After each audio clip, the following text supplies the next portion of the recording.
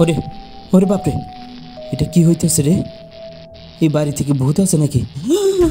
এটা কি? এটা কার আত্মা? এই বাড়িতে ভূত আছে তো জানতাম না।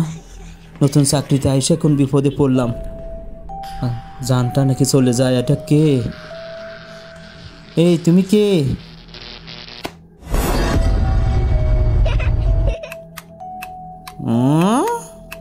এটা কোনো কথা? দুষ্টু মেয়ে, যাও এখান থেকে যাও। ওমা, এমনি কেমনে যায়? দেখছো নি কারবার? ফাজিল মেয়ে।